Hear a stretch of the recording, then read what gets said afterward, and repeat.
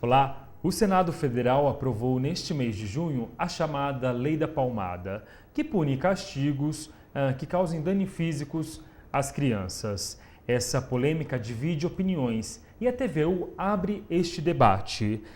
Até que ponto os pais vão educar agora os seus filhos? Vão impor limites? Até que ponto os pais têm autonomia sobre os seus filhos? Para falar sobre este assunto, a gente recebe aqui na nossa sala de bate-papo Antônio José Ângelo Motti, psicólogo e especialista em psicologia social e em questões ligadas à violência. Bem-vindo, Motti. Muito obrigado, é um prazer estar aqui para discutir esse tema com vocês. Motti, e aí, é possível bater sem agredir? Como é que fica essa questão de educar sem agredir? Então, a educação não combina com violência, né? A educação presume o uso do argumento, da informação, da orientação e não da violência. Então, só é possível educar se não houver violência. Só é possível orientar uma pessoa sem violência. Mas na nossa cultura, nós, com o desenvolvimento da civilização, nós sempre usamos, associada à função de educação, a função de punir, né? E no aspecto da punição, usamos de vários artifícios, né? Usamos a chamada punição educativa, que é quando você retira algumas benesses da criança para que ela sinta a falta daquilo e ela possa, então, alterar a sua atitude. Como usamos também uma punição mais agressiva, com o uso de qualquer atitude violenta, seja um tapa, seja uma cintada, seja um puxão de orelha, seja um cascudo, ou mesmo até uma surra, né? Mas isso não combina com educação, isso combina com punição. Então, é preciso distinguir bem o que é educação e o que é punição. E o que muda com a chegada da Lei da Palmada, Motti? Olha, a grande verdade é que a lei, ela, no aspecto mais doutrinário, ela devolve à família a função de educar, orientar, proteger os filhos, né? Então, ela devolve isso não porque havia sido retirado, é que na nossa tradição nós fomos transferindo essa responsabilidade para a sociedade, para a escola, né? Então, a lei teve que ser implementada no seguinte sentido: olha, cabe aos pais orientar e educar seus filhos. E este processo não presume o uso de qualquer atitude que use violência. Então, aí, no que ele devolve, ele restringe, né, a liberdade da família em relação a este processo de educação, restringindo a possibilidade de uso de violência, que era da nossa tradição. Veja bem que foi a tradição, a nossa cultura, que implementou o uso de atitudes punitivas usando a violência, né, no aspecto da educação dos filhos. Agora, a lei restringe isso. Olha, você educa seus filhos, você orienta, você cuida dos seus filhos, mas não lhe é facultado a liberdade de agredir seus filhos, né? Você pode usar uma punição educativa? Pode. Você pode restringir direitos, como na escola se faz, né? Olha, agora você vai pensar no que você fez, o que alguns chamam de restrição de direitos, né? O cantinho do pensamento. Cada escola age de um jeito, né? Então, a família vai ter que readaptar os seus métodos, mas a família que usa do método da violência. A família que nunca usou, ela não tem por que se preocupar, né? Agora, a família que se salvaguardava da violência ou do uso da violência para conter seus filhos, ela vai ter que se rever. Há argumentos contrários à Lei da Palmada. Os pais, por exemplo, acham que é uma intervenção do Estado em cima de assuntos privados, como a educação dos filhos. Como é que fica esse diz que me diz, que Motti? Então, mas aí é preciso a gente refletir de novo. Educação combina com violência, com agressão? Não. Então, não está interferindo na educação dos filhos. A lei não interfere, né? Segundo, a nossa lei anterior, né, a Constituição Federal, no artigo 227, né, que é a carta máxima de legislação no país. A Lei 8.090, que é o Estatuto da Criança, já diziam que nenhuma criança poderia ser objeto de qualquer forma de maus tratos.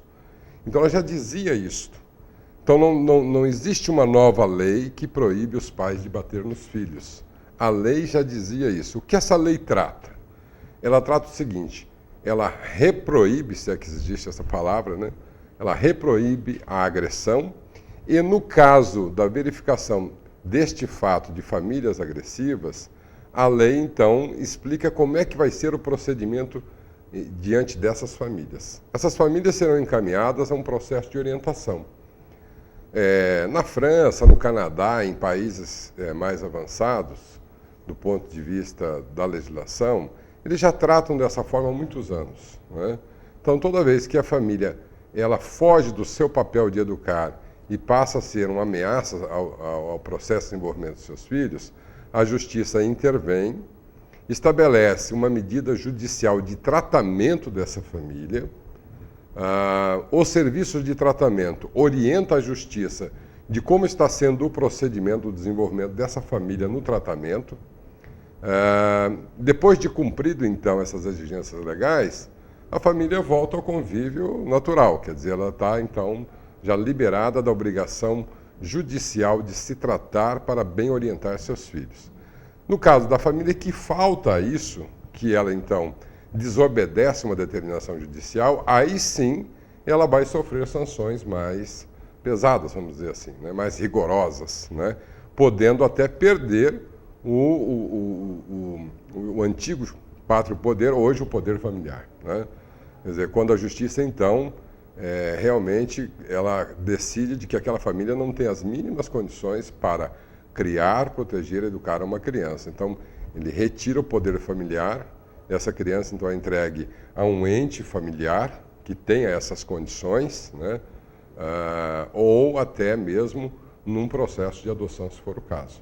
Então, o que a lei trata, na verdade, é o que fazer quando uma família agride seu filho, né? Quais são os procedimentos administrativos e judiciais, né? Então, não tem grandes novidades nessa lei para ter tanta polêmica. O que ela fecha a questão, né, é de que toda vez que houver, então, a constatação de que uma família é agressiva a seus filhos, ela vai ser levada a um sistema administrativo ou judicial de intervenção para que ela cesse essa maneira violenta de educar seus filhos. E como fiscalizar, denunciar situações de agressão contra crianças? Nós vamos ter que aprender um novo jeito de funcionar na nossa sociedade, né?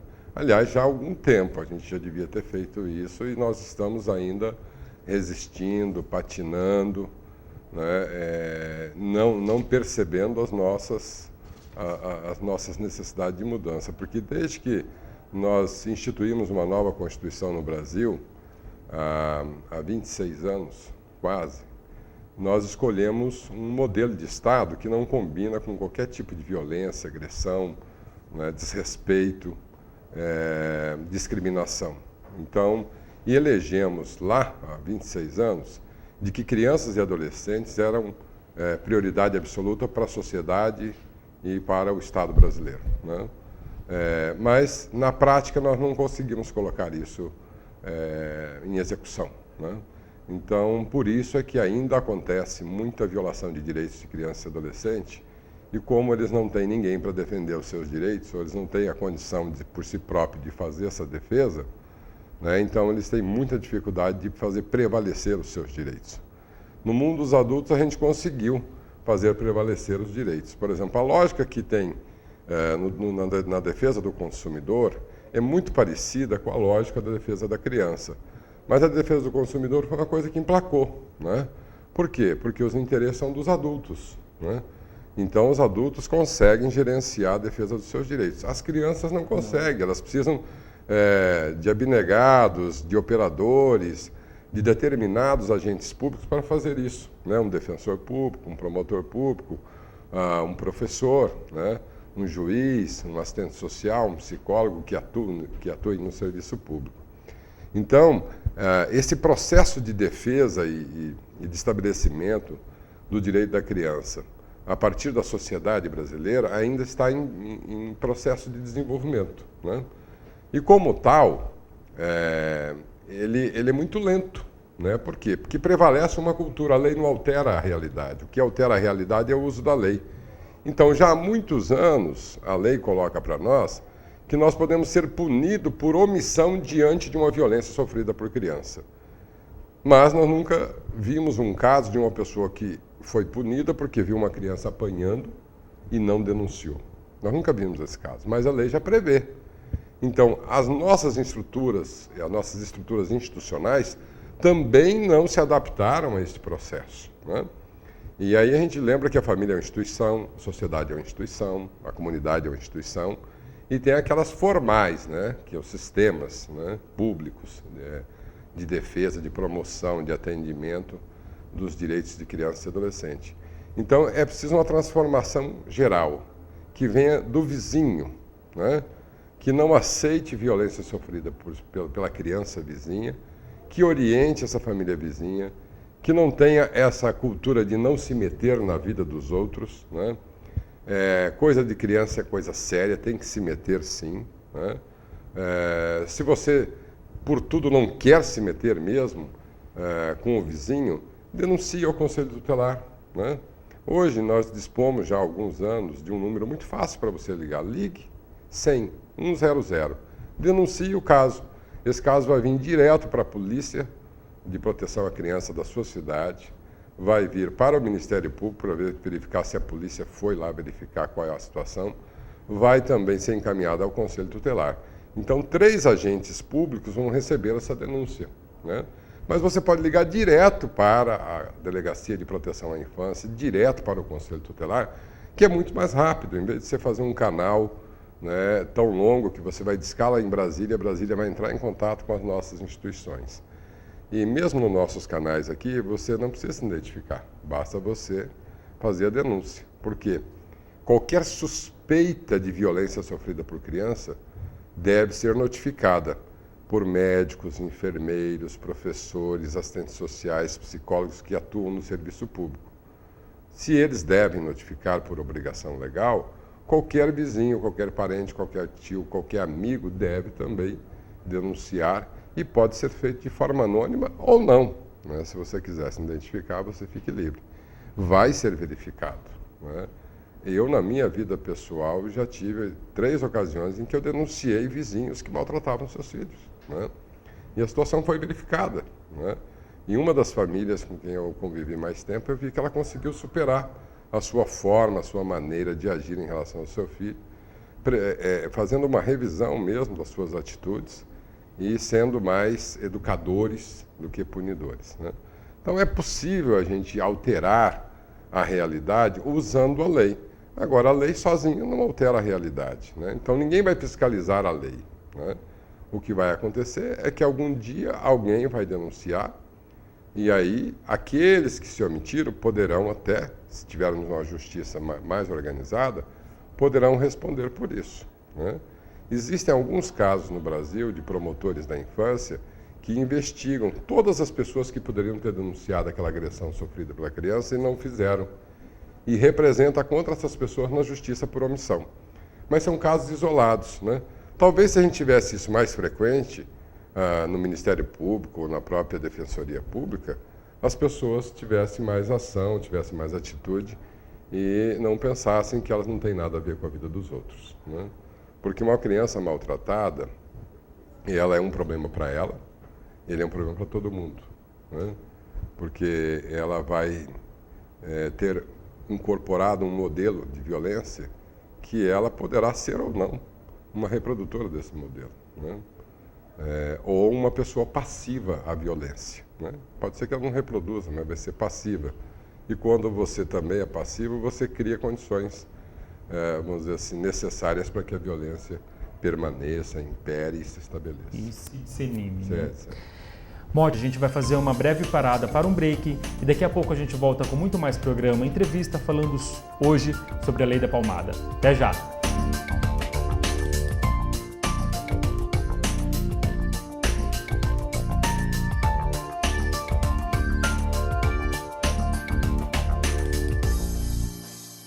A A gente sempre quer o melhor para os nossos filhos e para que eles aprendam a se superar e a vibrar com novas conquistas. O governo federal, com o programa Atleta na Escola, está apoiando competições nas escolas com a participação de estudantes do Brasil inteiro. Diretores, inscrevam suas escolas e você, aluno, participe das competições. Acesse atletanaescola.mec.gov.br e saiba mais. Educação básica de qualidade. Nossos filhos crescem com o Brasil. Ministério da Educação, Governo Federal.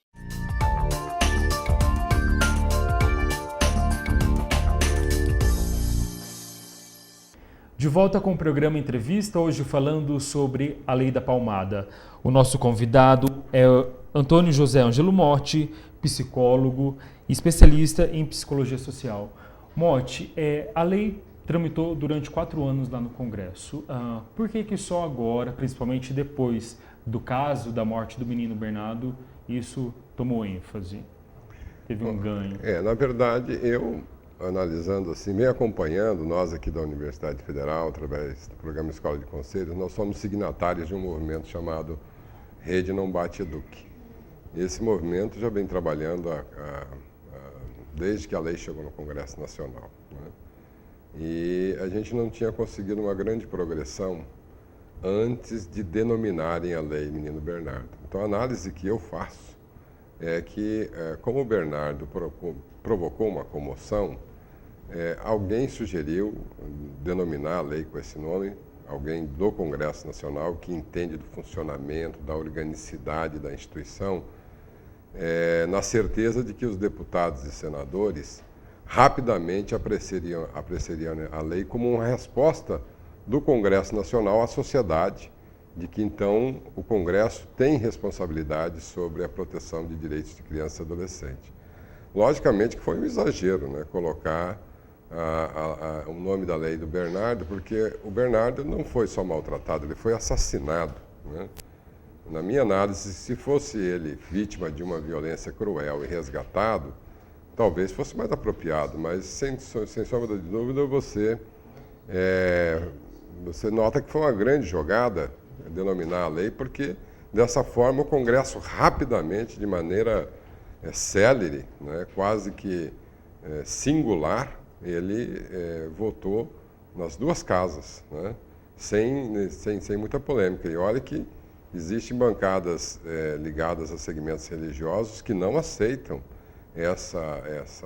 esse postulado da lei e que poderiam até impedir, mas em sã consciência, pensa bem, qual é o político hoje que quer assim dispor a uma lei que tinha assim, a ilusão de que ela então impediria de que outros Bernardos ocorressem. Na verdade, ela não vai impedir, né? Porque aquilo que eu falei no bloco anterior, a lei não muda a realidade. Então, para que outros Bernardos não aconteçam, nós vamos ter que mudar o nosso jeito de ver, pensar e agir em relação à criança ou adolescente no Estado brasileiro. Bom, e já que você falou da Rede Não Bate Eduque, eu estou aqui com uma cartilha nas minhas mãos, denominada Pelo Fim dos Castigos Corporais e do Tratamento Cruel e Degradante. Um manual de sensibilização para conselheiros tutelares, conselheiros de direitos e profissionais do sistema de garantia de direitos. Motti, rapidamente, fala um pouquinho dessa cartilha para a gente e da rede. Então, essa cartilha foi preparada pela Rede Não Bate Eduque, que congrega um número muito grande de organizações públicas e sociais, que é justamente para que a gente desmonte os mitos sobre esta lei, né? Até porque, por incrível que pareça, tem conselheiro tutelar que aparentemente era contra a lei, porque achava que, acha inclusive que a família tem total autonomia em relação aos seus filhos, inclusive no uso de castigos corporais. Então, a lei, como ela traz uma doutrina muito, muito séria, porque ela está baseada na própria ciência, né, na psicologia, na pedagogia, na medicina, na sociologia, na antropologia, essa cartilha ela vai desmontando todos os mitos que nós criamos em relação a essa possível intervenção do Estado na família, né? E ela mostra, por outro lado, quais são os prejuízos que uma criança tem quando ela é educada com a predominância de atitudes punitivas. principalmente quando nessa punição vem o uso da força física, né? Esse uso desproporcional, inclusive, né? Porque veja a diferença entre nós e uma criança. A criança sempre vai estar numa condição de inferioridade física, né? E o uso da força física por um adulto sempre vai ser desproporcional à capacidade de uma criança suportar, né? Então, a cartilha ela vem desmontando os mitos e vem trazendo para nós um esclarecimento de quais são os prejuízos mais severos que uma educação inadequada, equivocada ou até violenta, né? Não existe educação violenta, mas o uso da violência no processo de orientação dos filhos pode trazer de imediato e no futuro da vida dessas pessoas, né? Porque a gente é muito levado para o aqui e agora, né?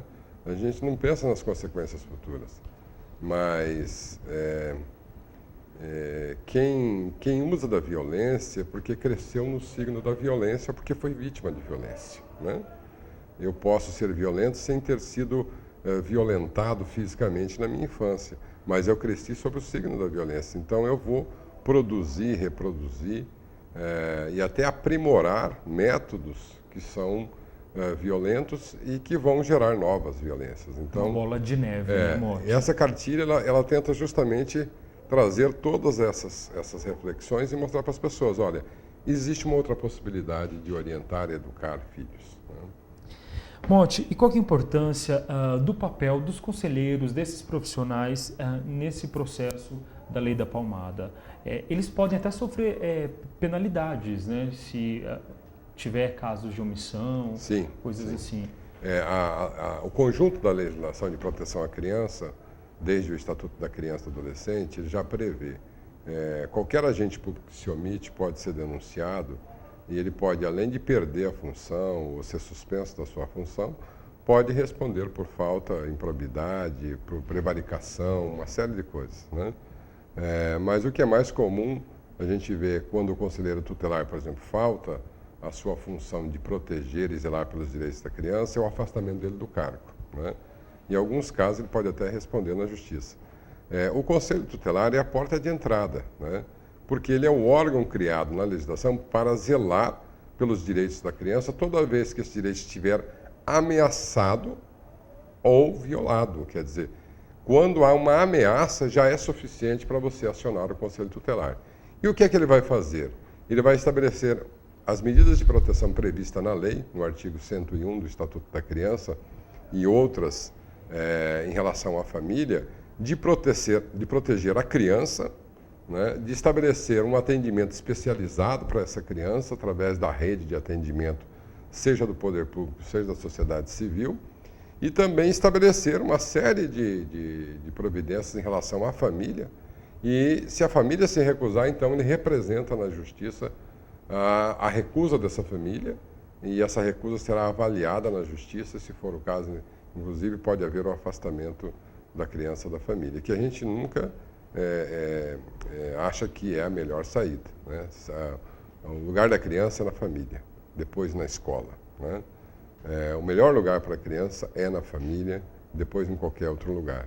Então nós precisamos criar todas as condições para que essa família tenha equilíbrio, tenha saúde social para criar e proteger seus filhos, né? Então, o conselho é o grande caminho. E diante dessa reflexão toda, né, Motti, nada mais importante do que o diálogo entre as pessoas, principalmente na família, né? É fundamental. Não existe possibilidade de entendimento sem a comunicação, né? Não precisa haver palavras, né? Mas o diálogo ele se dá no gesto, ele se dá na proteção, na atitude, né? Às vezes um pai fala pouco, mas o seu filho se sente seguro com ele. Um pai e uma mãe. Às vezes o pai fala muito e o filho fica inseguro. Então, o diálogo não significa palavras, significa atitude, gestos, né? Comportamento. E a gente não pode esquecer que a criança, principalmente até os 7 anos, ela se vê a partir das nossas atitudes, né? A identidade dela é formada a partir do nosso comportamento em relação a ela. Então, ela vai se ver pela nossa atitude. Então, se nós temos uma atitude equivocada, ela não vai conseguir se enxergar bem, ela não vai conseguir se perceber, ela não vai ter segurança, né? Se nós somos inseguros nessa educação, a criança vai ser insegura. Se nós somos relapso, a criança se sente abandonada, né? Se sente desprestigiada, né? Se sente, inclusive, desrespeitada, né? Então, nós precisamos ter a medida exata, ser adequados, né? Ser firme. A criança precisa de segurança. E a segurança está na firmeza da nossa resposta, da nossa atitude, da nossa orientação. Quando dissermos um não, nós temos que sustentar esse não com razões que a criança possa entender, né? Mas nós vamos ser firmes, né? Nós não podemos titubear. Quando a família titubeia, a criança fica insegura e ela se perde na atitude dela. Tá certo. Obrigado pelas suas dicas, pelas suas informações, Motti. Até uma próxima oportunidade. Eu que agradeço. Até uma próxima oportunidade. O programa Entrevista de hoje fica por aqui. Nós falamos sobre a Lei da Palmada. Eu recebi aqui na nossa sala de bate-papo o psicólogo, especialista em psicologia social, José Ângelo Motti. E lembre-se, educar é preciso, bater jamais. Afinal, violência só gera violência. A gente fica por aqui. Até mais.